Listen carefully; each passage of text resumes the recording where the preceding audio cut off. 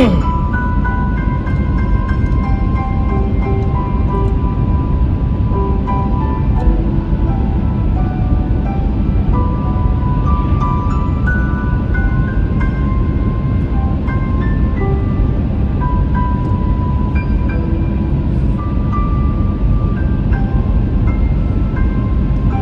to Weber. Weber na po ito. On our drive from our city, from Esteban to Weber.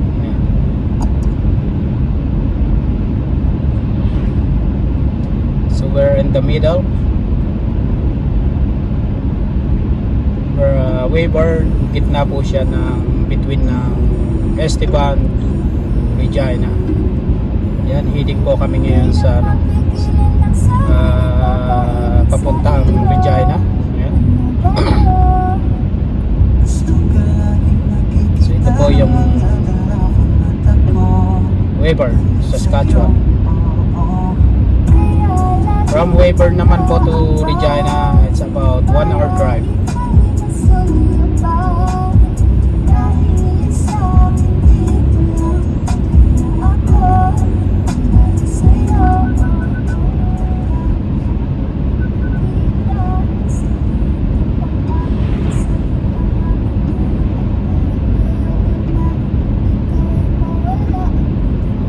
Papasok na po tayo ngayon sa Weber.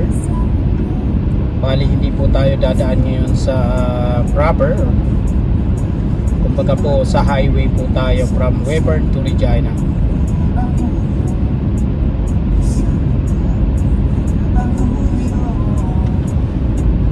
Papasok tayo sa 80 km per hour ang speed.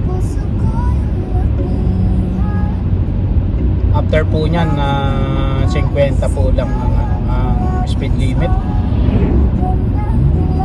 So ito, maximum speed limit 80 po. Ayan. Ingat po tayo dito dahil lagi pong may pulis dito. Ayan. Para manghuli ng mga nag-o-overspeeding. Hindi natin mamamalayan, sa tabi-tabi lang may mga pulis dyan.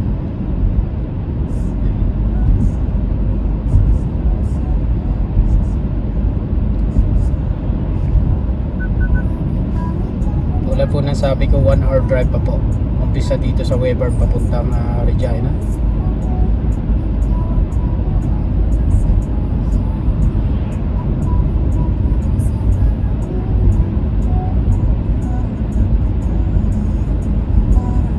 Yan, 80 pa po dito. At 100-250 meters pa po. Meters 50 na yung speed limit. Medyo nakakasilaw.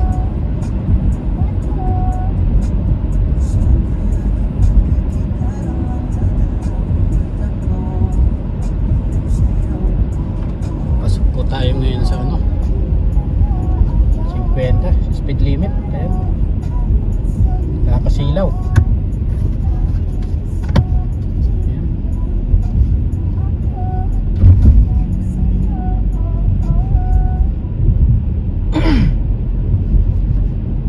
Kasilaw po.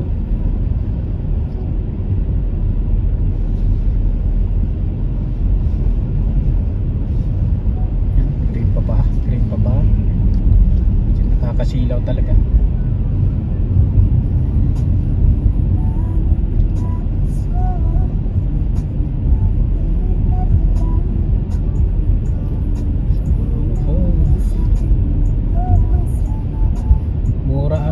Fuel dito 143 lang. Dun sa amin sa Esteban 149.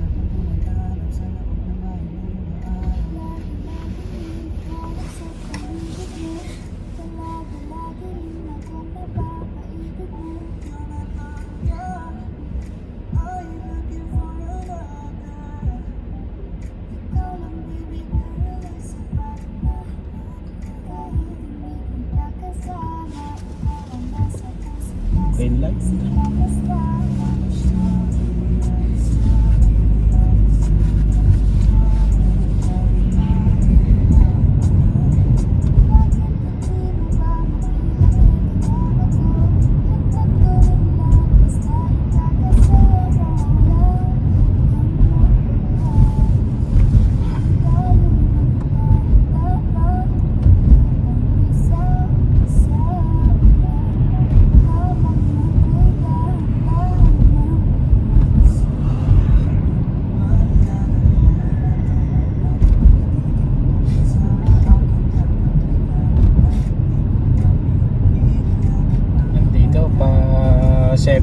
70.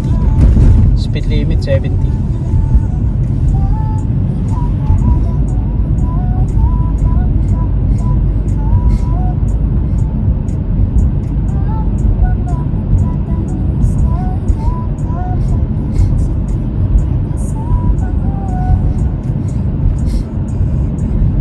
Sa kabila namin Walmart, yung mga hotel, Canadian Tire.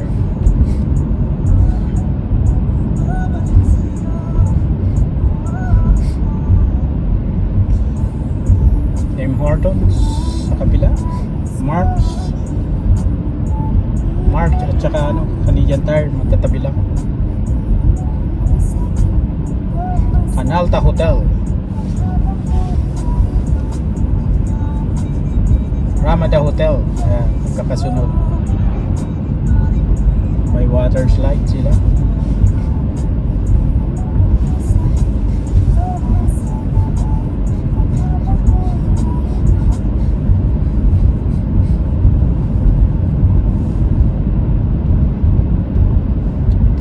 Papuntang Moscow pag diniretso at saka Regina po. Ayan. Pag kumaliwa Pangman, Asinubia. Ayan. Papunta rin po yun ng border ng US. May kabilang border po doon papuntang US po.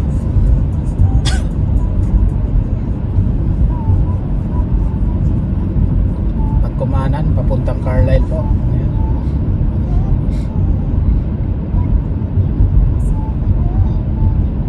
Okay, time check tayo. 6:36 ng hapon, ng gabi. 80 na po ang speed limit dito. May nagano doon, may humintong sasakyan.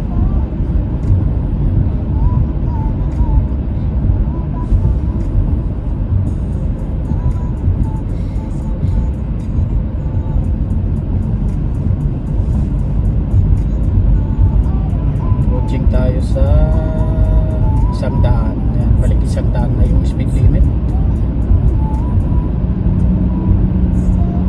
So yung dinaanan po namin, yun po yung Weyburn, Saskatchewan.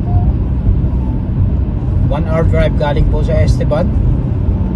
At mula dito sa Weyburn, 1 hour drive din po papuntang Regina. Ayan. Regina, capital ng Saskatchewan, at doon din po yung airport. Kung tayo po ay magpa-fly, ang airport po ay nasa Regina. At mula naman dito sa Weyburn, ang daming mga maliliit na taon pa rin po tayong madadaanan. Tulad po ng Milestone, Village of Corain, and may isa po, nakalimutan ko po yung isa, yung unang madadaanan. And nandito naman po sa kanan, ito po yung Pioneer Elevator ng mga grain. Makikita nyo yun guys, ang daming mga rail cars. Yan po yung mga lulutan nila ng mga grain. Ayan. May elevator po ng grain. Ayan. Pioneer.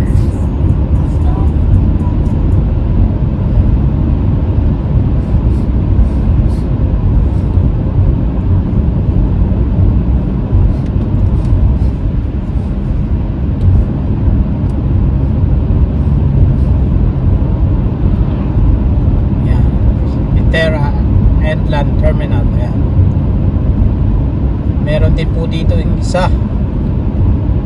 Yung una po, yung orange pula na Pioneer po yun. At dito naman, ito po yung Viterra. Ayan. Terminal ng Viterra. Ayan. Endland Terminal. Ayan, yung cement po na elevator. At may mga yung cement po, storage bin po yan. Yan. Diyan po ini-impact yung mga grain product. Ayan, kikita nyo may dust, naglo-loading po yan. Ayan, tulad po yan sa trabaho namin. At tabi po ay naglo-loading ng mga grain. Talagang sobrang dust. Dinoloadan po yung rail car, car to car po yun. So bawat isang car mayroong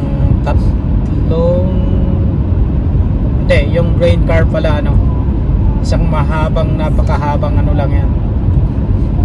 na mga takip sa dalawa or tatlo atang mahaba. Yan.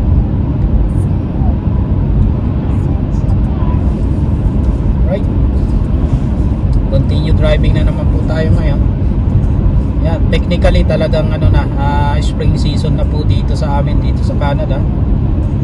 Sa Saskatchewan province po kami, the third province of Canada po. Yan. Okay, continue driving po na po tayo guys. Yan.